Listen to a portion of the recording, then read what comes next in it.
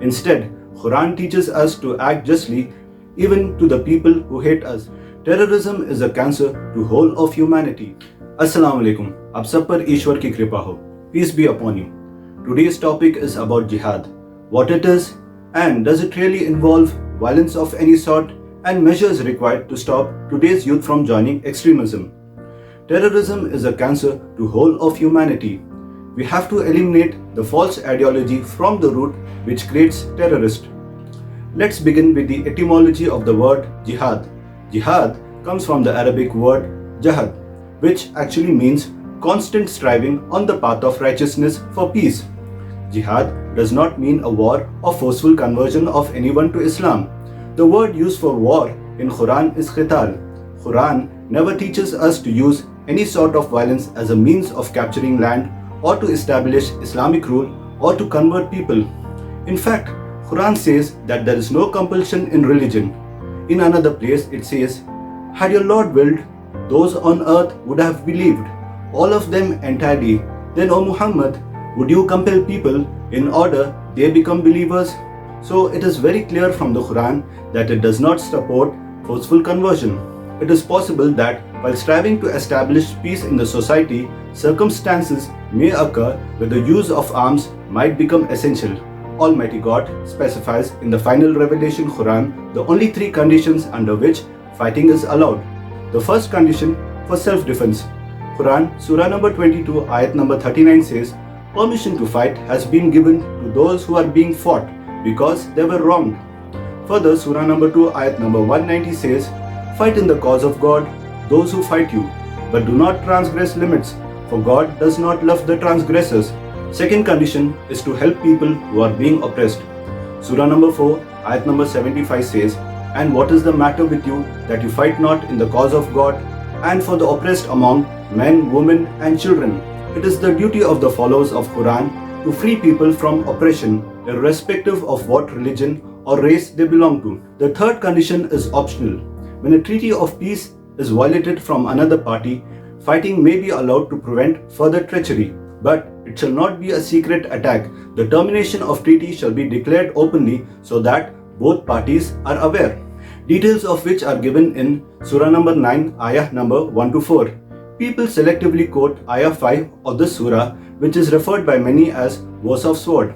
We have to know that it primarily refers to Meccans who violated the peace treaty by waging war. They were the first ones to attack. When we read further, ayah number 6 says that if they seek protection, give them protection and escort them to a place of safety. We should bear in mind that we shouldn't judge the Quran by taking an ayah out of context. Instead, we should understand by collecting all the ayah on the subject so that we get a clear picture. We have to know the primary source of knowledge of Islam is from the Quran, which has not changed from the time of revelation. Then, the teachings of Prophet Muhammad, peace be upon him, which are called the Hadith. There is a simple rule which is followed here, that the sayings of Prophet Muhammad, peace be upon him, will be checked with the teachings of Quran. If it goes against the teachings of the Quran, it will be rejected, because there were incidents where fake teachings in the name of Prophet Muhammad were added. Prophet Muhammad, peace be upon him, was called the walking Quran. That means his life was according to the Quran and not against it. The books written by some scholars or some saints or some famous Muslim personalities or online fatwas will be checked with reference to the Quran. If they go against the teachings of the Quran, they will be rejected and they do not represent Islam. Nowhere Quran gives permission to kill the innocent, nor it allows any physical relationship with women captives. What ISIS did is totally disgusting and un-Islamic. Instead, Quran teaches us to act justly even to the people who hate us.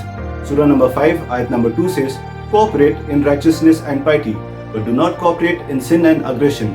Therefore, irrespective of anyone's faith, we have to support and cooperate with them in righteousness, and we shouldn't support anyone in their sin and aggression. Those who kill innocent people in the name of jihad and spread terror can only be terrorists, and they can never be Muslims. If we are informed about the basic principles mentioned in the Quran, then nobody could mislead us. In the same note, I have a small story to share with you about Swami Lakshmi Shankaracharya.